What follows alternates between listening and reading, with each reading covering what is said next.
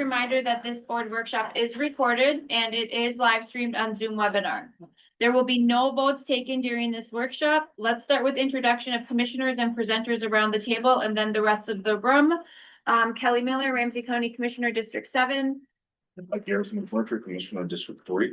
Mike Chong, Commissioner, District 6. Raphael Ortega, Commissioner, District 5.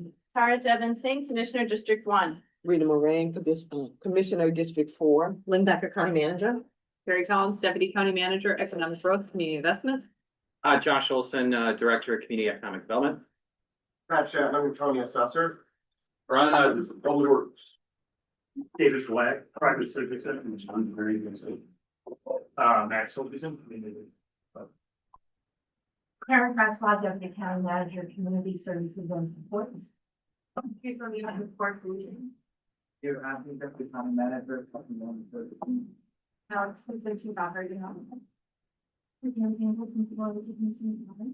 Julie Hernandez, Principal Agent and Community. Will Rafael, that. Is Commissioner McGuire online? Okay, do you want to introduce yourself? Oh, okay. We do have Commissioner McGuire online. So today's workshop builds upon last week's workshop in highlighting Ramsey County's fiscal health. We will hear about how the county can respond to property tax realities through the use of county tools. Our economic development staff will walk through pathways of focus that will catalyze economic growth. I will now hand it off to the presenters to kick off the workshop. I also want to note that if we have questions, we try to hold as much as we can to get through as quick. And if we have to go over a little bit, is that okay with everybody to go over at least like 15 or so minutes? Okay. All right, thanks, Commissioner. I'm gonna kick us off today. I wanna first of all thank Carrie and Josh and Brian on the team for really helping us get to today. A lot of conversations and planning has led us to today, but the catalyst for the conversation is something you're very, very familiar with already. So I'm gonna have Josh go through here today. Carrie and Josh will be the presenters. I'm just gonna do a quick kickoff. I'm gonna talk just real briefly about the responding to property tax realities, and then they'll go into some of the details around the tools, how we're gonna adapt to the future, and then have some conversations as we bridge into an afternoon conversation around a bold economic development strategy. So some of you have actually already seen this slide. This is actually something we've used with our legislative delegation, and I thought, well, rather than creating something new, let's just kind of have a consistent message as we talk about this publicly with folks. So as you all know, we are facing significant property tax pressures, and Ramsey County is a bit unique, while we also have some things that other government entities like counties are also experiencing. So there's a couple of things happening at the same time. But on the revenue side, we've talked a lot in previous conversations about the amount of tax exempt property that we have in our county. And we've talked about, how to advocate sort of against that as we look at our legislative strategy. We also have the lowest per capita net tax capacity in the 7-county metro area. Talked about that quite a bit as we went through our budget process last year with our biannual budget. You're all very familiar that we have a small, densely populated, fully developed county, which makes, new development extremely more challenging. We don't have a lot of open space where you get to start with, a brand new piece of property with, kind of a blank slate. Most of the time it's complicated. And then, this was the first year in a while that we saw some of these property tax shifts that went from our commercial over to our residential. So those are kind of on the tax side, some of the challenges that we face that are primarily unique to Ramsey County. I will say the cost shifts in terms of the pressures we feel on the expense side are not necessarily unique to Ramsey County, but we are unique in the amount of people we serve and the diversity of our population. So sometimes the impact can be very localized. We're seeing significant cost shifts of underfunded and unfunded mandates. Many of you are very, very familiar. Just to give you a little sense of that, as we look beyond, the federal cost shift of primarily of HR1 is, NACO has told us it's about 1 trillion over the next 10 years to state and local governments. That's gonna depend a little bit on what the state does. When we were at NACO, it was very clear that, the advocacy at the federal level, at least in the short term, isn't gonna be any additional dollars. As we kind of project out just on SNAP and Medicaid beyond 2027, in a kind of a worst case scenario, it could be up to $21 million for Ramsey County. So we're looking at some pretty high numbers as we think through what possible scenarios could be, though those are not already assumed to happen because some things are gonna, affect us from the state level as well. But in addition, the state also has some looming state budget pressures. I know there's been conversations about a surplus this year, but we know the long-term forecast is always a little bit variable. And you all are very familiar with our current tax situation because you made these decisions, but we started at a 9.75 levy as our starting point in 26. And, through a lot of hard work of our staff and also of all of you making diligent decisions, you were able to bring that down to 8.25 for 2026. So for all these reasons, I think they set the foundation to this really critical conversation of today. Some of you have heard the statement of, no one's coming to save us. And so we really do have to, as a county, figure out what are our tools, what do we need to do, and how do we ensure that people can keep homes, stay in homes, be homeowners, businesses can start businesses, continue being a business, and thrive as a business. So all those things lead to, the work that Josh and Carrie will discuss today. Thank you. Thank you, Madam Chair and Commissioners. So last week, we, just as a recap, we invited Urban 3, a consultant firm out of, St. Paul, as well as North Carolina, to come talk to us and bring kind of a different perspective on how to explore data. That analysis was a key component of our ECI plan back in 2020. And we felt like an updated analysis was warranted and needed as a lot of dynamics had shifted and changed since 2020. The county had invested and was deploying new tools in that period of time. And so, we felt like this was the next way to update our analysis and our ECI plan as we look forward to a 2.0 version of it. What that Urban 3 analysis really spoke to was that, land productivity, value, but specifically land productivity contributes to tax base. We do have a complicated property tax system and how things are calculated in comparison to maybe other states and regions around the country as we think about how we as a Ramsey County community is competitive in a global landscape. But that, value is important, but productivity is also important. And you'll start to see a little bit more of that here in the subsequent slides around why that is uniquely Ramsey County's piece. The importance of downtown and those areas that are very tax rich are important both now and will be into the future. And how the abundance of tax exempt land is both our reality, but our opportunity, especially when you peel back one additional layer, which is Ramsey County owns a fair share of those key sites. And then lastly, this is both a Ramsey County as we look forward, but also as we partner with community, that infill development is critical. So not to bring in yet more data, but I want to kind of level this with a little bit of what was discussed last week. And that is around the discussion around availability of land. Availability of land in the economic development circles that I and my staff and Carrie and Ling have often sat in is often a predictor of opportunity and wealth. And so as the smallest county in the state, Ramsey County's options are far from endless.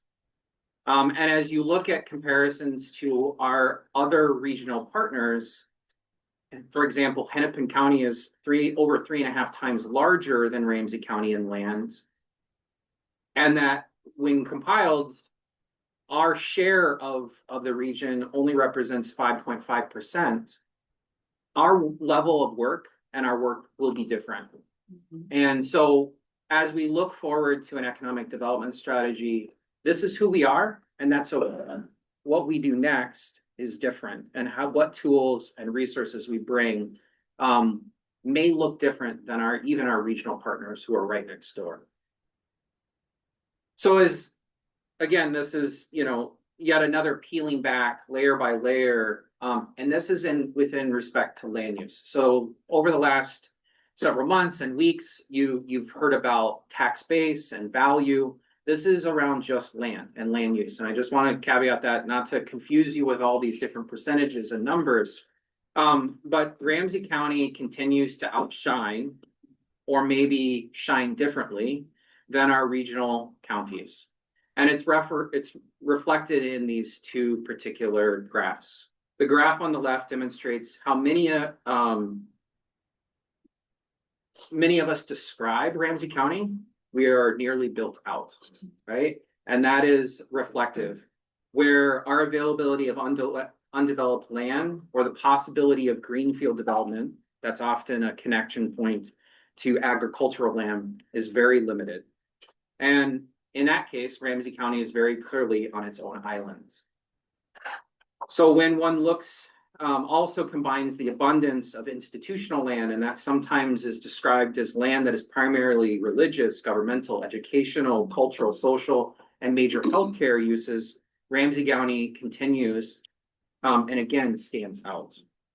What Urban 3 showed us last week's presentation is that these data points show up when it comes to land value and land productivity.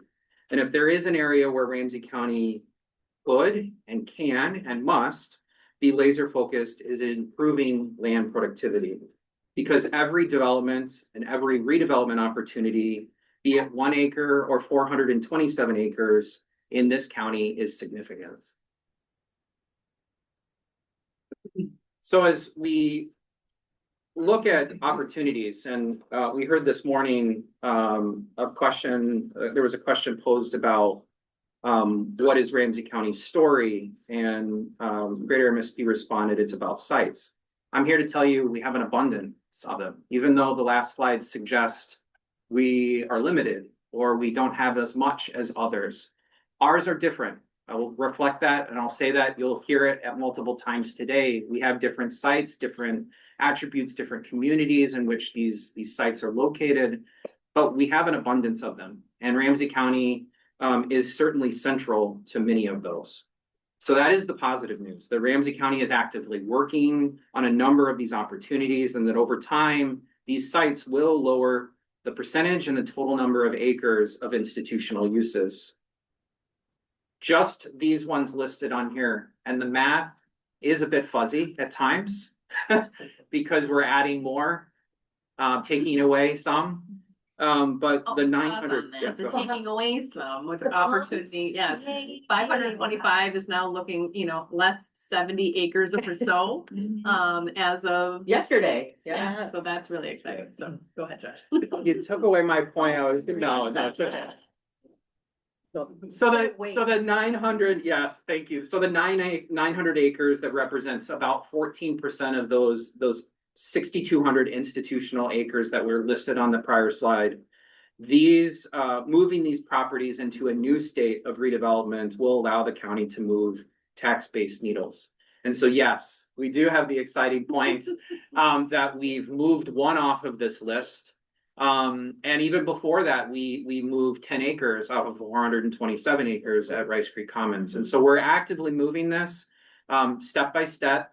And we're going to speak a little bit more today about how we might be able to, in some cases, move faster, move more deliberately, and in other cases, incorporate new and enhanced ways of going about it.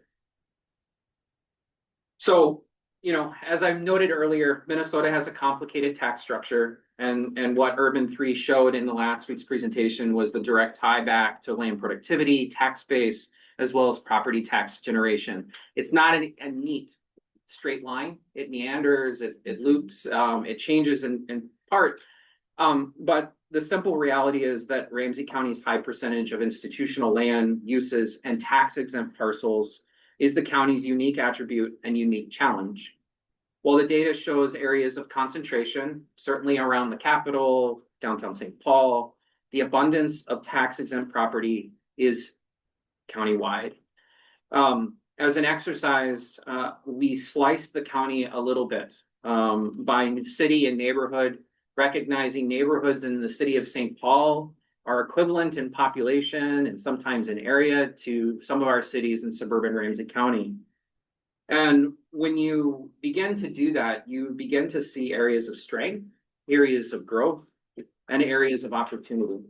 Our assessor's office recently performed a hypothetical analysis that asked, what if tax exempt parcels had a classification that was more closely mirrored to its use? For example, a government office could be more like a commercial office, just to give a kind of a comparison. What it showed was that 55% of downtown St. Paul's hypothetical tax capacity is located within tax exempt properties. If we, again, concentrated and focused, but if we showed Maplewood's total hypothetical net tax capacity, 16% was found in tax exempt parcels.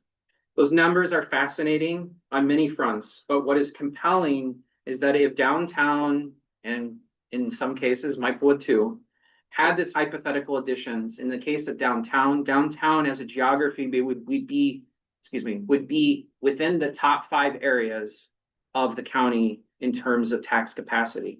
Maplewood, already a very strong contributor, would further increase in those areas. So the point being is that the growth in these areas shows up in multiple places. Again, I would say, we looked at this hypothetical analysis, looked at tax exempt across the entire geography of Ramsey County, and it exists almost in every single corridor, every single community, every single neighborhood. But there were a couple instances where things just show up and they pop a little bit more, representing opportunities where the county, specifically through its assets, could do more, could address, could be part of the answer or begin to be a part of the answer. So as we talked about downtown, and again, not sorry to kind of float between numbers. And so I feel like there's at times if maybe what we should provide you in the coming weeks and months is almost like a cheat sheet of the different numbers to show the differences. But what I will tell you is the general answer to almost all of those, whether the number is 49, 55, 12, 16, it's the same answer across the board, which is we outshine or shine differently, but the same story is the same. It puts us in a different light from other geographies, and these are areas of strength and opportunity. So again, last week, you began to see the importance of downtown to the county. And the Urban 3 analysis demonstrated both the importance there to the whole, but also reinforced that downtowns are important generators, be they in Ramsey County, in Hennepin County, or other communities across the country. They are value-rich contributors. Downtown St. Paul's contribution in the county's tax capacity or within the tax base is declining. And we've seen that over time. Downtown's tax capacity, its contribution or percentage of the county as a whole, is down from its peak in 2018, which represented over 4.69%. In 2025, it's 2.97. What that means is the opportunity to address these trends exists, but that this persistent and downward trend is resulting in a greater burden to other geographies in Ramsey County. The good news on that is there are ample opportunities in downtown. Downtown is the center of the county in many respects, but also the county's facilities, redevelopment assets, and investments in things in infrastructure like transit are at the center of downtown's opportunities. So just to give you a kind of a quick fly through, these are just pinpoints in downtown reflecting where the county has key development sites in yellow, other core county facilities in red, other things that are happening in blue, things that we're connected in, whether it's St. Joe's Hospital's future redevelopment or the arena complex or the importance of a project at Central Station. These things are happening now. And interestingly enough, when you layer on the county's transit lines, both existing and proposed, they intersect a lot with what is happening. So Ramsey County's importance and Ramsey County's being central to things that are happening in downtown shows up both in its assets, its sites, its buildings, but also its other investments in improvements in transit and transportation. Also, just to overlay one additional line, the purple that you see up on your screen are areas that show up in the downtown investment strategy, which the county was a partner to. These are high importance corridors that downtown stakeholders called out. And as you can see, there's a tremendous amount of overlap, both in where the location of our sites are, but also where our investments in future transit or existing transit exist today. So again, to kind of say what I said before, downtown is, center of the county. It's a concentration of so many things, but the county and its assets and redevelopments and investments are central to downtown's future. The county is uniquely positioned to help effectively move downtown forward, be it part of the strategy to help advance its own redevelopment project in River's Edge, by maximizing its potential and protecting its future county investments in that project, to effectively position the unique opportunities in Ramsey County East or 555 Cedar or others sites to achieve a multitude of strategic county goals, or to broadly stimulate growth and vitality in downtown that brings more people to downtown, grows businesses, makes it an attractive place to live, work, do business, and recreate. A multi-pronged approach to action will be necessary. The challenges in front of us are a blend of ones that are uniquely Ramsey County, challenges that come from only the development, challenges that come only when development is redevelopment, right? Things are harder, but also part of shifting market demands. Things like office changes, changing consumer behaviors and preferences and expectations. People are more desiring experiential buying and living and recreating. The need to invest in infrastructure, sometimes because it is, I'll skip over my point. I lost it there for a second. The ability to counter perceptions.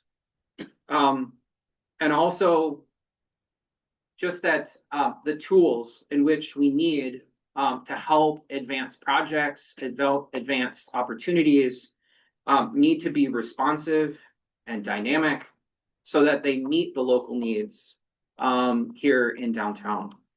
Can you share what these spaces are?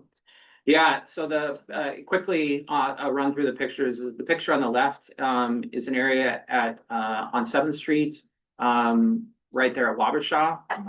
It's a building that has long been vacant. In the last 10 years, some things have come in and out. It's just a difficult project that a lot have probably put forward ideas and nothing has really stuck. Downtown infrastructure, a lot of improvements have been made and are continuing to be made in downtown. But that's in part because downtown is there's aging infrastructure, but also the need to update infrastructure to align with the realities of today and desires of folks today, multimodal futures and such. Shepherd Road, this could be a picture anywhere in downtown at certain times of the day, where there's less traffic, there's less activity going on. Central Station is a key site in downtown, a key transit hub. But it comes with many of its challenges over the last several years. And then the last picture on the right is a Landmark Center. This is a brand new project just out the door from here at City Hall and the courthouse. This is a project that just went through a conversion of office to residential. And it is both a great story, but also a story that reflects how difficult conversions of office buildings will be. They're expensive.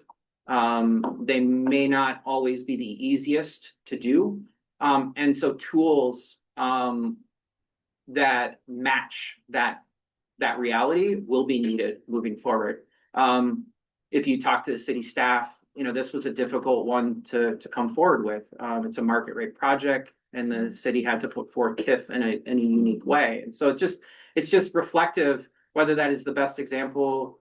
It is a recent example of where, you know, tools being deployed in a different way will be necessary. Where was that located? Just kitty corner to down to this building. Yeah, right across the street from Sakura.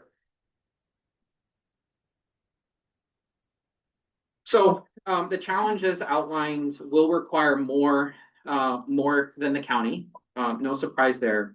But in order to navigate and maximize the tailwinds, the county simply won't be able to do this alone.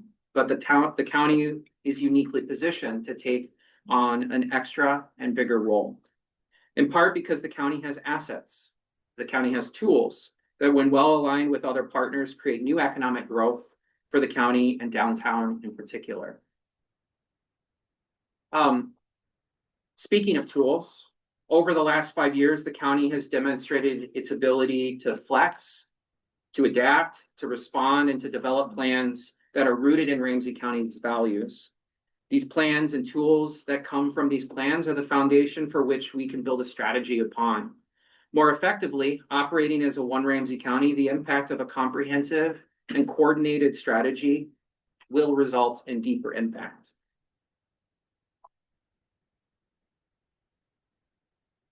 Oops. So the data metrics that we've presented to you over the last week and this morning demonstrate that the situation and the need, and that we believe the county has the plans and the tools that means the county can jump the curve and create the moment.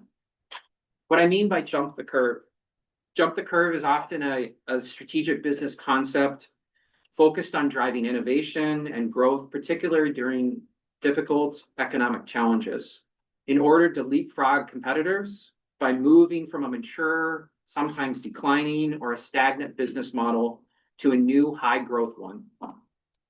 We believe the moment is now to address the high percentage of tax exempt property in the county, to expedite the real estate project readiness of many of our sites, and jumpstart the next portfolio of underutilized properties, to reinvest in public infrastructure that fosters economic opportunities of those sites and across the county, and contributes to the sustaining and enhancing vitality of this unique and wonderful place, and cultivate new and enhanced partnerships where collectively we will build a much more sustainable and resilient tax base.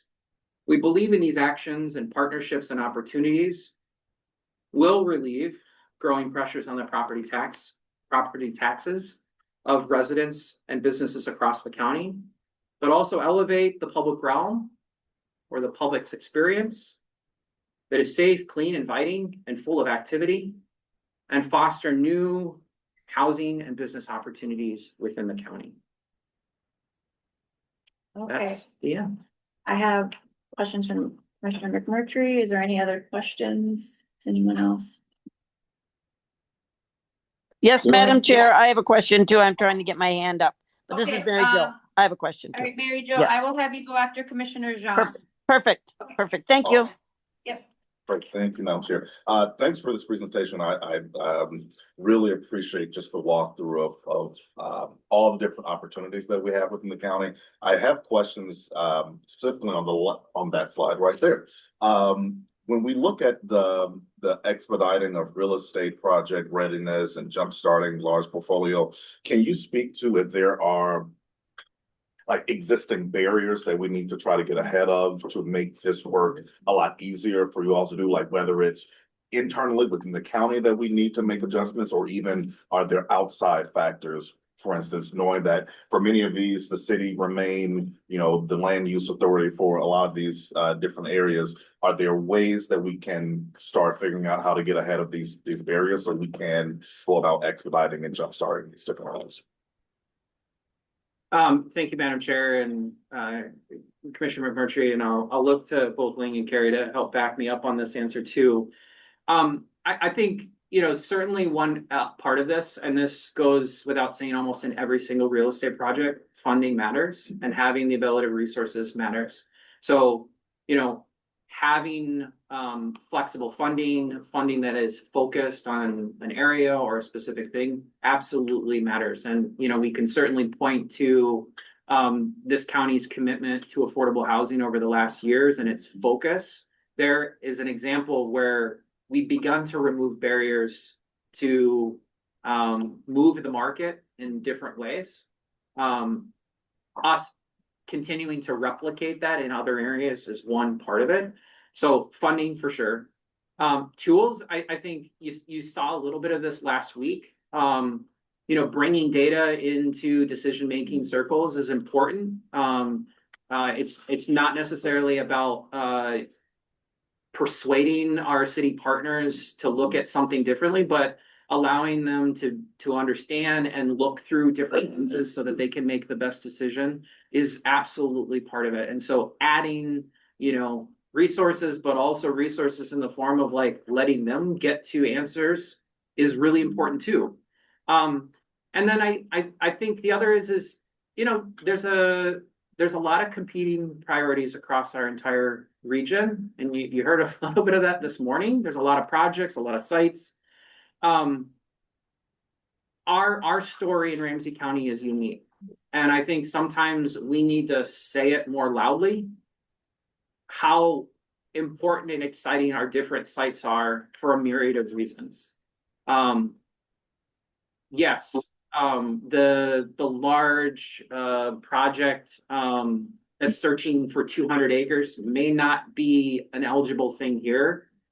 We may not have those characteristics, but the number of businesses that follow that 200-acre project may fit really neatly into what we have, whether that is housing, whether that is ancillary or connected industries and projects. And so I think for us, those are the elements that I think are the three barriers at times that we've not missed, but not kind of been more forceful in speaking to. Yeah, Madam Chair, Commissioner, I will add one thing. Well said, Josh. I think what we've traditionally come to expect is that the development community wants certainty of financing. They want certainty of timing. And so the regulatory aspect, to your point, Commissioner, does matter. The timing it takes to get permits, the timing it takes to get from start to completion. And some of those variables are outside of our control at times. What we can do, however, on these major redevelopment projects is to invest more upfront, to redefine what shovel ready is, to reduce the amount of barriers upfront, so that when they get to the time of taking out the permits, we've done that pre-work for them to help with that certainty of timing and to help with the financing piece as well. And so I think you'll hear more about that this afternoon. But the barriers are still there, but it's controlling what we can control to help shrink that time frame for them. Absolutely. No, that's really helpful. My other question is on the last bullet point with the cultivating of new and enhanced partnerships.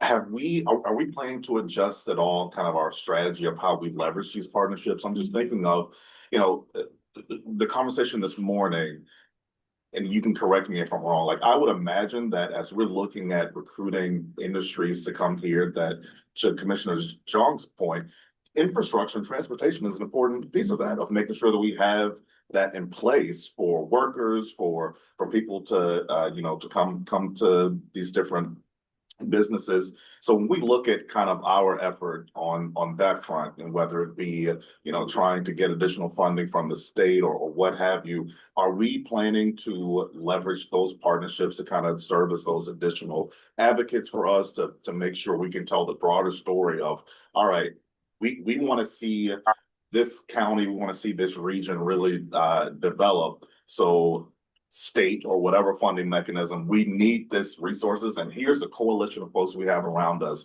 to kind of speak to the different areas of why this is needed. Like, is that a part of this strategy? Is that something that we've done before? Just want to kind of hear more about that, please.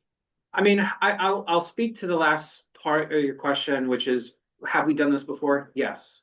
And I think gives me comfort that we are there to respond effectively and efficiently. And it's easy to go to our experience of the last 5 years around affordable housing, where we have filled a critical need in moving projects forward. We've been deliberate in how we express, the importance of deeply affordable.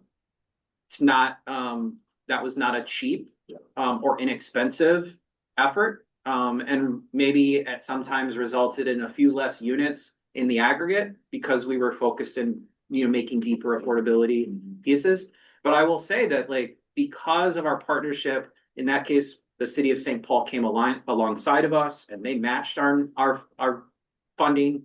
The private partners that we invest in their projects, they came to us and they brought forth different and unique projects to the table. And so I think that is an example of what we mean by this last bullet, which is we haven't necessarily been in the space exactly to speak towards expanding and building tax base. We've gotten there through other means, but I think this is about us beginning to not shift it, but talking about tax base as an important thing to move a lot of needles forward. And so that is, I think, an example of where we've led that cultivation of new partnerships. And so some have come with us very closely. Others got tugged and pulled along, but they're responding. And so, now I think about just what we receive in a CED solicitation is drastically different than what we received 5-6 years ago. Now we're oversubscribed. Now folks are coming with unique opportunities. There's small scale, large scale. It comes across the table. And so I think that's just an example of where, like, I view our partnerships, we're leaning into where we've been, but going to the next place. Commissioner, I'll just also add that in terms of like enhancing partnerships, I think, there's been a lot of activity, especially as we think about of the EDA work that's been happening around the county. Also, organizations like the Downtown Alliance that already has a very robust strategic plan, which we want to come in alignment with. So I think enhancing the partnership is things like, everyone kind of doing their part around a table, and us driving on things and leading on things that we can control, like as Carrie said, but it's not incongruent from what other people are doing. So we just want to make sure if we're driving, like going on a path together, we're not bumping each other and doing all those things, but we're all trying to get there faster together, and I think the recent investments of Securian and also the Bush Foundation into the Downtown Development Corporation with $30 million. I think there's opportunities for leveraging those kind of partnerships. You know what I mean? So there's a lot of people working in this ecosystem. I don't want to appear that it's like we're the only ones that are gonna be doing work here, but I think it's at the table set well for us to now, because of the additional pressures to sort of think more strategically around our property tax, but also like maybe as an organization, we didn't always have all the tools yet. And also we didn't necessarily even have the infrastructure. I mean, I still think back to, it's less than 8 years, maybe, right, Carrie, that she started the county, I started the county. I mean, there was the CED department was how many people? It wasn't a department. It wasn't a department, right? So, I mean, when you think about what's happened in housing on the CED side, getting the HRA levy, getting the now the EDA authorities, like we've made monumental strides to be able to now do a bigger swing than anything that was available back in 2018. But I do want to acknowledge, I think we've only scratched the surface in terms of the partnerships that are possible in terms of driving this vision and this plan that you'll see later today. I think I can't underscore enough that for the last 5-6 years, it has been, we have this huge amount of opportunity. We all acknowledge that all the stakeholders in the economic development space are around the table, and somehow we all have to be driving around the 15 priorities. And now it's no, we need to know what each other are doing, and we need to know where we need to lean in and lean out. And we need to be in alignment in terms of the goals and cheering each other along the way. But here's our focus. And I feel like this is how we're actually going to be able to move the needle and to get things done. And it's a really exciting opportunity. Okay, Commissioner Jean? Thank you, Madam Chair. I have a question in the earlier slide and also based off on the presentation that we received from Urban 3. Knowing that we have about 455 acres and the additional 105 acres of opportunity there. Have we done our own math to calculate about like maximizing it, and what would that produce for our tax base for Ramsey County? And also how much could we shift our property taxes off of residential to these sites instead? Yeah, I'll come back to this. Pat should be able to calculate that. A lot. That's okay. Yeah, interestingly enough, I think, and this is not trying to evade the question directly, Commissioner Jean. I think what we learn is, not knowing exactly what's going to happen on each one of these sites sometimes can make it difficult to produce a realistic projection. But so that's part A of that answer. But part B is that I think as some of these sites begin to get closer, one, we advance their readiness, we have a better idea of what is going to go there and maybe generally when. I think there is an opportunity for us to actually do that analysis and get to numbers that feel more real than like super hypothetical. And so why I appreciate the efforts of our assessor's office. They have a really incredible data staff, by the way, where they at least began to examine like this hypothetical scenario, which is what if we just looked at similar things, right? This state office building is an office building, but it's got a state name on it, And when we look at that, how much value sits there as just an example. And so we can come back to you with maybe a little bit more series of numbers, but I think once we do that, I think we could take the next step to evaluate what that means on like a property tax burden level.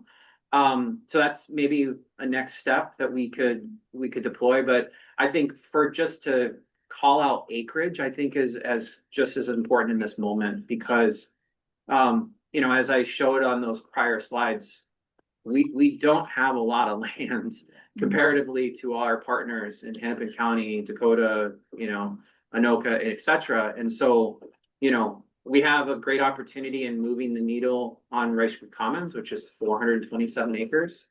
That's a big one. And we're making a big step already with Maplewood Properties South being off the list. I need to update my graphic already. And so I think we can, and I think we should as part of this next step to doing that. Yeah, I would say it's equally important for us to have those numbers available as we are talking about it, to build both support and buy-in from our cities, from our residents, to provide a reason for why this is a strategy that we are going to focus and put resources into. So it's just really important for that I see as a next step. For the variables, may you expand or talk about that a little bit more too, and or also share some of those lessons as examples, because we talked about the Maplewood properties that just sold and closed, right, just yesterday. Congratulations. it was also very many years in the making. What are the lessons that we can, have we learned about that, about what are things that we are going to control for and get those sites ready for development? I take this one. This is exciting because it was many years in the making. And there was it was a tough, like, I think for those that participate in those early virtual calls about the future use of the site, those are some tough conversations. And I think one lesson learned from that is that always fight for that compromise in the middle. What the community initially wanted was the lowest density residential, and what came about was an opportunity to also build townhomes. And I think the city, after amount of data and time and conversation, said, yeah, I think that that's going to be valuable for the community, creating opportunities for first-time home buyers in a really unique way. So to kind of always push, where can we find greater density? I mean, if there's anything you take away from the Urban 3 presentation, it's really try to maximize the land that's available to you. And we could have just thrown our hands up in the spirit of disposing of real estate and said, just build a big single family residential community, but we didn't do that.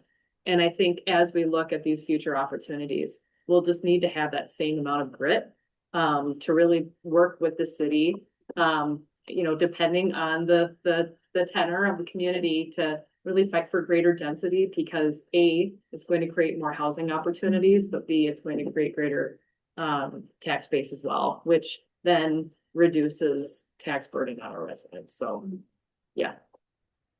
Mr. Chairman, or Madam Chair, it's always throws me off sometimes.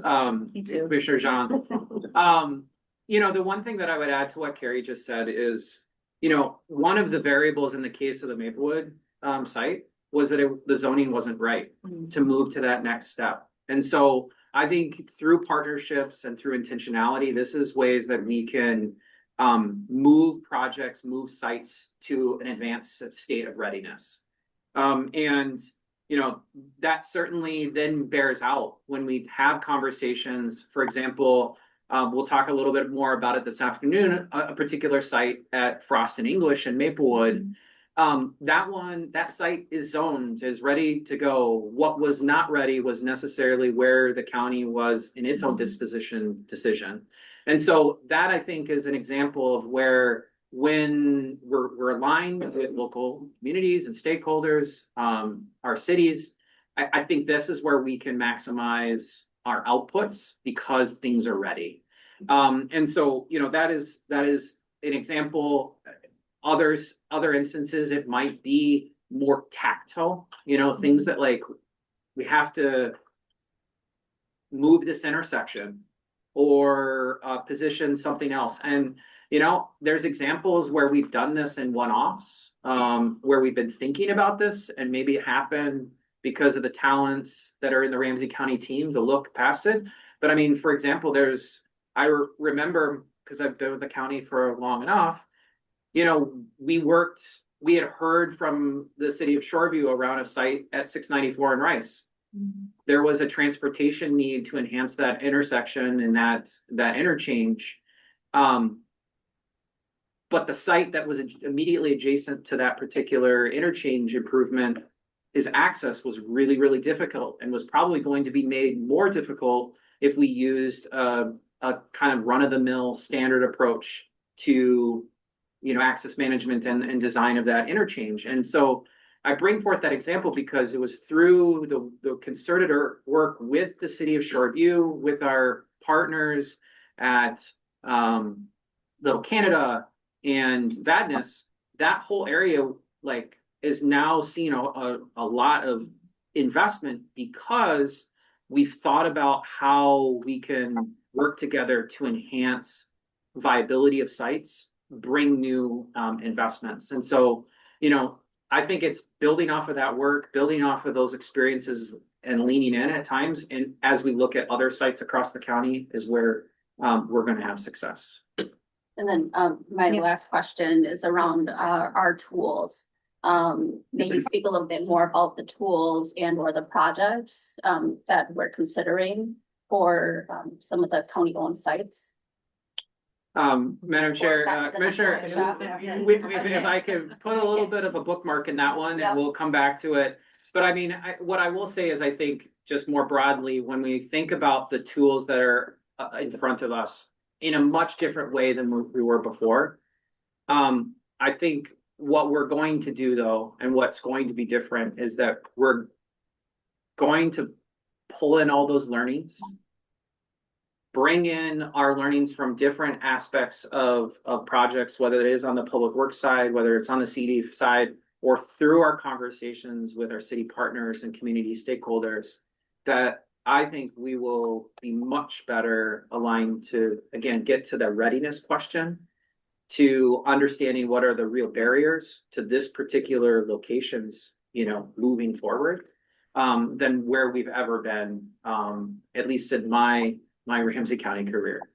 And I'll just say, Commissioner, that, while we're anxiously awaiting 1:30 and the big reveal, I do think much of what we're talking about is a coalescing of strategies that you're familiar with, but it is the kind of the packaging and the consolidation of a coordinated and intentional strategy that is unique, if that makes sense. So it's, we've had kind of things happening at Rice Creek Commons or on some of these sites, and it's just kind of how do we sort of step into a moment of creating kind of a strategy that's fully comprehensive for everything that we think we can control and do using the levers that we have at our disposal. So you might hear a couple things that are like new tools potentially, or we call them levers, I think, in the presentation a little bit, but a lot of it is already so baked into the work that you've been familiar with. And I think this is my moment not to say, when Josh had those 4 plans built up, we're not starting from scratch. None of this, as I talked about the staffing, the tools, the EDA, the HRA, all that stuff needed to get there. But we also have these 4 plans. And I think the plans are where the values live. And the plan, you guys worked really hard on passing most of those plans with sort of criteria for prioritization, thinking through what matters to the county, how mobility and transit and jobs, like all those things are connected. And so I hope that helps you realize, like, while it's we're kind of opening a new chapter, it's really bringing together a whole bunch of work that's already happened for a long time. So would you fully agree? Yeah, agree. Yeah. So it's exciting to kind of give it a kind of a life of its own, instead of a lot of different disparate parts. Yeah. So. Okay, Commissioner McGuire? Thank you, Madam Chair. This is really exciting. I really appreciate it. And my question, maybe you want to bookmark my question too. And if you're going to get to it this afternoon, it's on slide 9. It's the county's unique challenge, and it's about the areas of highest net tax capacity are also areas of considerable amount of tax exempt properties.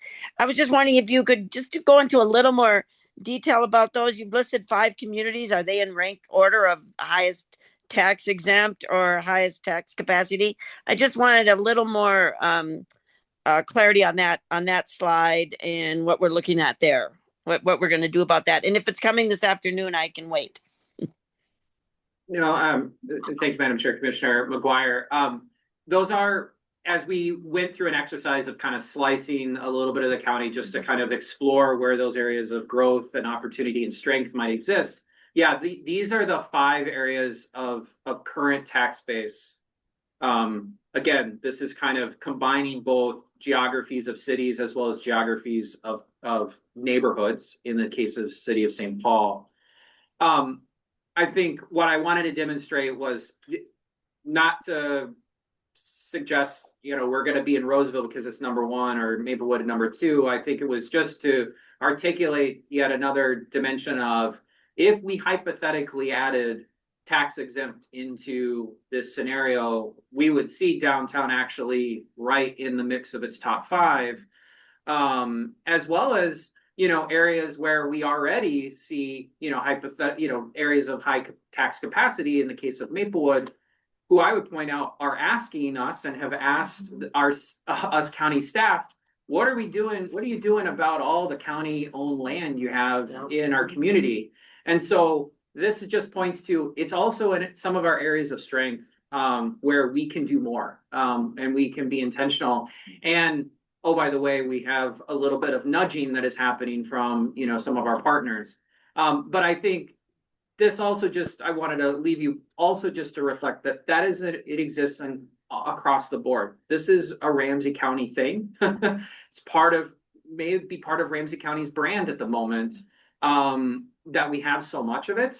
But if we can learn, bring in those learnings from different projects, different sites, different areas, we can begin to find successes in all corners of the county.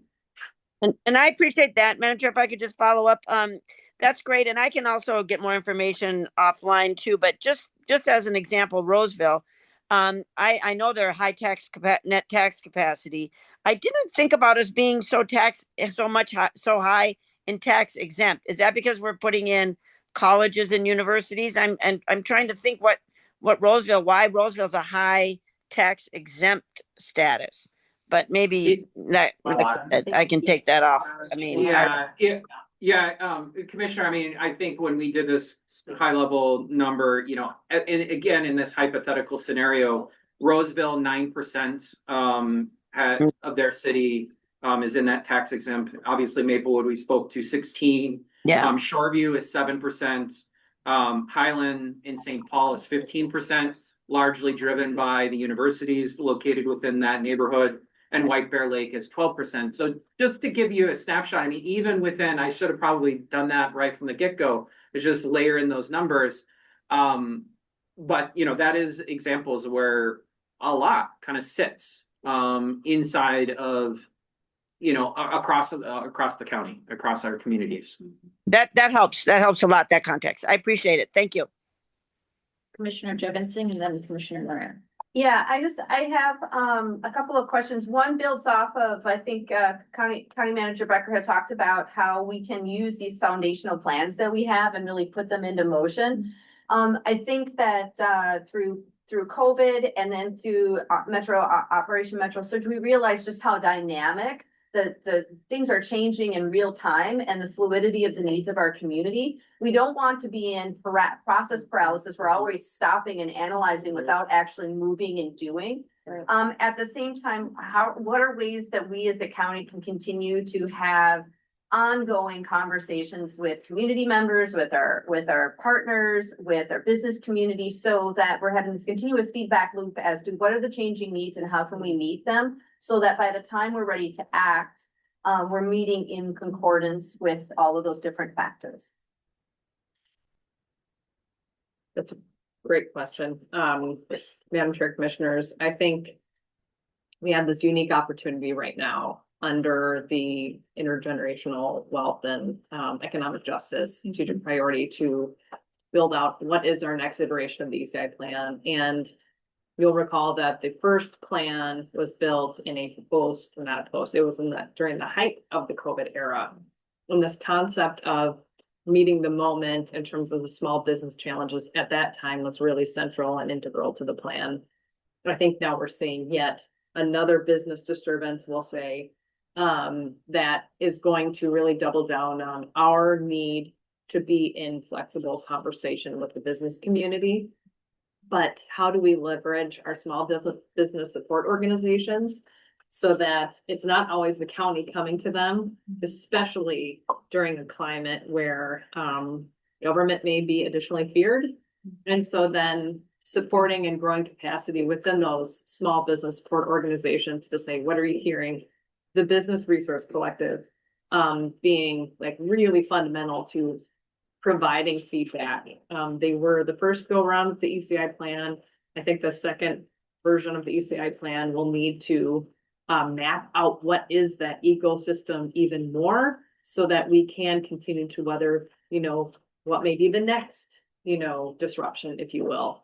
But really finding opportunities to gather feedback in a way that is not imposing or not creating engagement fatigue, but to say this is the time, and space where we have these conversations and do so in a way that honors maybe what the business community is going through. And so Well, and then as a follow-up to that, I think one of the things I already see some of this happening when we look at our civic partners. I just want to call out that we had a kind of a touch base meeting with our colleagues at the city of Mounds View, looking at, how do we align the future vision of that community with other public facilities and what the community is going to need in the future, and whether that's school districts, libraries, municipal community centers, things like that,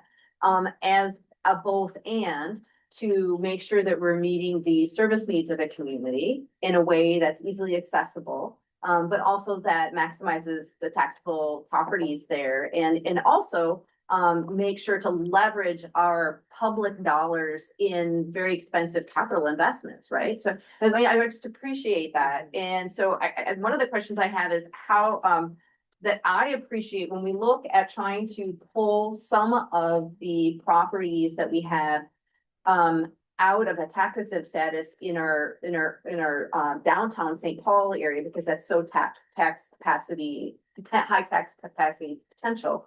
But also the ability of co-locating or distributing some services, however we are going to imagine that for the future throughout the county, to meet communities throughout the county, not just always meeting those needs in downtown St. Paul. So I just want to kind of put that into the imagining space. And then the other piece to that is building off of our conversation this morning. I also think about very strategic conversations with some of our biggest business partners.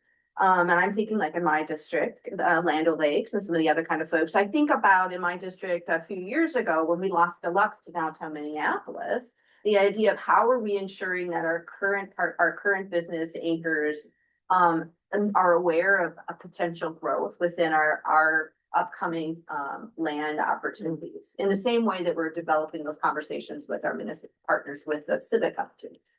I'd love to. So, Mr. Chair, Commissioners, or Madam Chair, I think you've touched on really what was the initial intention of Ramsey County Means Business, and that was to feature redevelopment opportunities across Ramsey County on behalf of our city partners who may not have the budget or the team dedicated to that type of kind of marketing effort, if you will. So each city got its profile, and I think we need to breathe a lot of life into that, and we need to use this as an opportunity, a launch pad to revisit that on behalf of our city partners, because I do think where our city partners do this really well is around BRNE efforts, business retention and expansion efforts. They do business surveys, they do business focus groups, and we don't necessarily want to duplicate or replicate that, but we do want to, like, what are you hearing when they have those site visits? But where we can be particularly instrumental is saying, hey, there's a redevelopment opportunity over here. Here are the tools and the incentives attached to that, whether it be at the city or the county, to take away, what was kind of touched on this morning, but Ramsey County is fully built out. And yet we have redevelopment tools and we have environmental response funds. And so it's not something that should be feared. It may add some degree of complexity, but it also adds tools available to mitigate the complexity. And that's where the site and that effort can be particularly helpful. That's great. And then just one last question on this is, and this you can hold for a future discussion perhaps this afternoon, but is, when I think about those spaces that are not fully developed, particularly Rice Creek Commons, and thinking about a question I often get in community, so this is for a future answer, unless you want to give a tidbit now, is what can the county be doing to get out of our own way and to make sure that we are moving to a state of readiness, as Josh said earlier in the conversation. And I know a lot of those things that are happening behind the scenes, and we try to be very transparent in our JDA discussions. But I think of how are we making sure, one, that we are putting ourselves in that state of readiness, and how we're communicating that to future development partners. Because that's a great question. Yeah, for future discussion. I will just say one more thing about what Carrie's saying around the cities. I mean, there's informal and more formal ways of doing that, like the BRNE, like getting those updates. That's a very formal way. But you all have relationships with your elected officials. I've been trying to strengthen that with administrators. Again, Josh and Carrie have done so much in the last few years to get us ready. The CED summits are a regular part of business now in Ramsey County. Like we have, like, so there's just a real opportunity where we're not just, it's like a one-off. I mean, we have layers of relationships.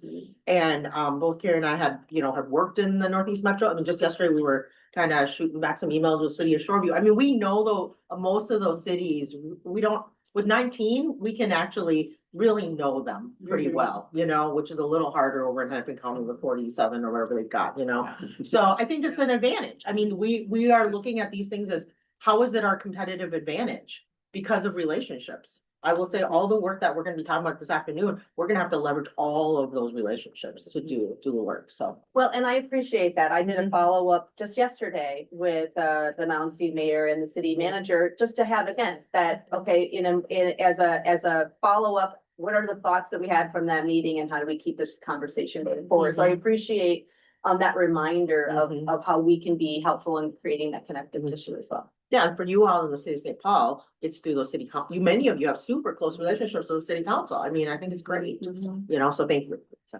Commissioner Moran, or did you? Yeah, one last thing I just wanted to mention, and I think it probably helps to kind of summarize this one piece on what Commissioner Jevon Singh was asking about, our responsiveness and our ability to adapt given that things are changing.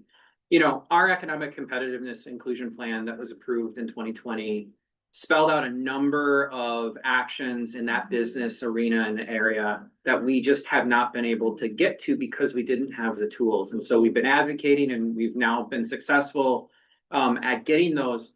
But I think what was compelling, or at least I'm going to believe that was compelling to the city councils that we visited, was that we spoke to the interdependencies between housing and redevelopment and business and workforce as all united levers to move not just us out of a place of crisis around housing, but to elevate wages, to build and foster new job opportunities as a ways to kind of tackle this and get to the kind of the global vision that we had related to this plan around our competitiveness and our inclusive economy. And so I just want to mention that is I think only to say, Commissioner Jevon Singh, we recognize things are evolving and we need to adapt. I would say we've been pretty good at moving our programming and trying to be that way.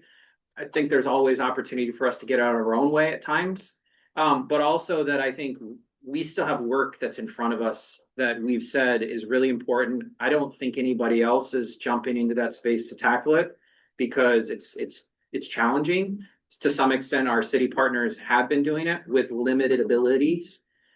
As we move to a future state here, we actually will have more tools. We will potentially have more funding that we can really move, to say what I said earlier, move big needles forward. So thank you. Commissioner Moran? So this is a good meeting. I like the idea of focusing on the opportunities that we have for versus the challenges. And of course, it's always how do we move forward to get to where we want to go. And that's one is to increase a greater income base, so that we're not just relying on property taxes. And so, for me, it's kind of like thinking about the meeting we had this morning in the board meeting, because in reality, we know what we want. We've had enough experience, we've done enough work revisioning. We have the language. We are the best one to lead in conversations about what we need and use the language that we know is going to move us in the direction we need to go. We have led, we are leading, we bring others aboard, right? We have, good relationships, pretty decent. What you think, Ortega, around the Downtown Alliance? We're continue to build our relationship with St. Paul. We have to take with Eagle Lab. I heard Centurion. We're building in Shoreview and Maplewood and other locations. So we have good relationships.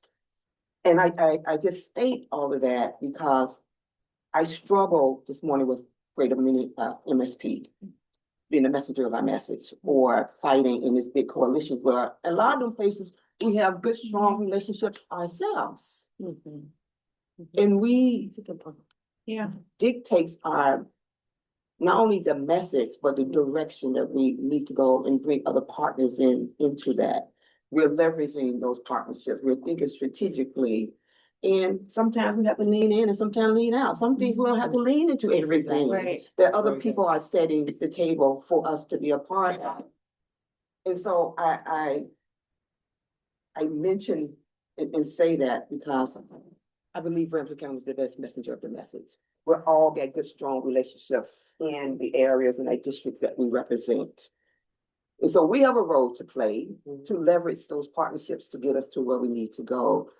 And not just also just depend on the staff to do that, right? But together and collectively, we can build the momentum. We can bring in and have the strategic and layers of relationship that's needed to move us forward.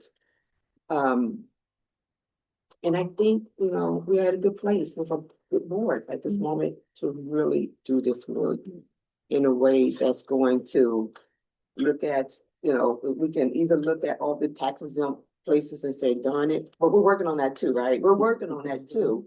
Or we can say, what power, what leverage do we have in Ramsey County with what we have and begin to build on that in a way that is going to move us forward. And so for me, and just looking at all the good, rich, the conversations we've been having, is that how do we move some people out the way? Right? That gets in the way, and leverage the good, strong partnership we have to get to where we need to be. And partnership and relationship with others, because none of us can do this and do this work by ourselves. And so, whatever's coming this afternoon, I look forward to that, some of this stuff. I think that's gonna move us forward. Okay, Just to this point, yep, so just go I ahead just to this wanna point, yep. re-emphasize what Rena was just stated. This morning I kept quiet on purpose. You guys did a fantastic job with MSB. I mean, I've known Peter since he's had that job.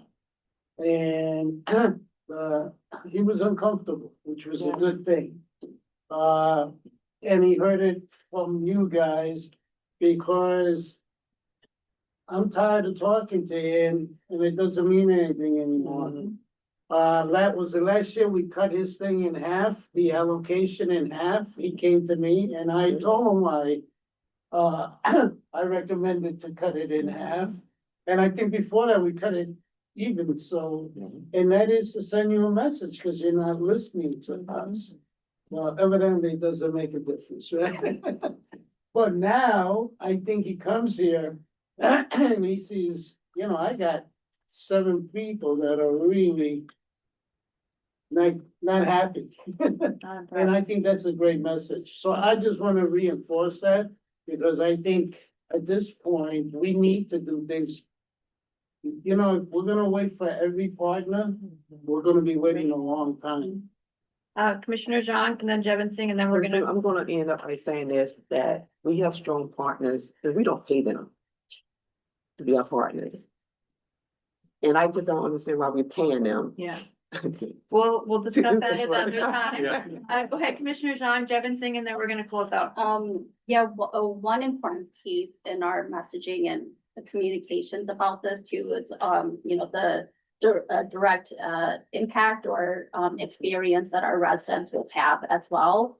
And what I was frustrated about from earlier, this presentation earlier and connecting with what Commissioner Moran is talking about is, we should again tie it in with, the direction that our board has set to about building intergenerational wealth into our communities.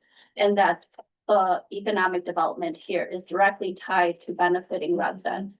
And I'm glad that Director O'Neill is here from Workforce in here as well, because I would actually like for us to follow the whole continuum of projects of creating actual jobs or whatnot, and how that benefits residents or how residents can even access those job opportunities. So an example that we had is the Rice Creek Commons and the groundbreaking of the industrial site there. I'm not sure if it's open or whatnot yet, but if and when it is, it's like, can we connect it directly to our services for residents? That these are the job opportunities that are available to them. Yeah, and I would just like to say that, you know, regardless of the conversation that we had, or in spite of, or because of the conversation we had this morning with Greater MSP, in no way do I now want to say, you know, the conversation of the conversation around, corporate versus community and other different cultures and small business.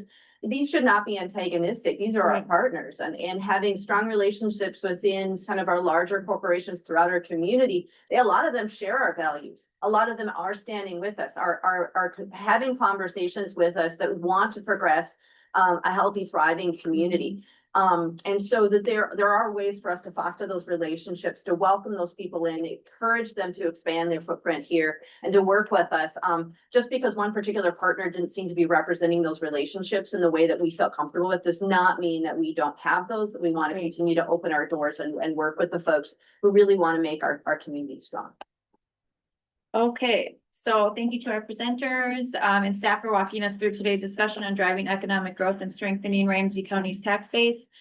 We heard about significant property tax pressures that the county faces, including a limited tax base, a high percentage of tax exempt property, and growing cost pressures from federal and state mandates. We are also discussed how Ramsey County is uniquely positioned, despite being the smallest county in the metro by land area, but to leverage redevelopment opportunities and partnerships to grow our tax base. So we also heard about the tools that the county has available, from infrastructure investments to economic development strategy and housing redevelopment efforts to catalyze growth across the county, from downtown St. Paul to communities like Maplewood, Shoreview and White Bear Lake. Not that I'm from Maplewood, but today's workshop helps set the stage for continued strategic conversations about how Ramsey County can strengthen its fiscal health while supporting long-term economic vitality. Thank you guys for staying over, and we'll see you this afternoon. We're done, adjourned. Enjoy your lunch.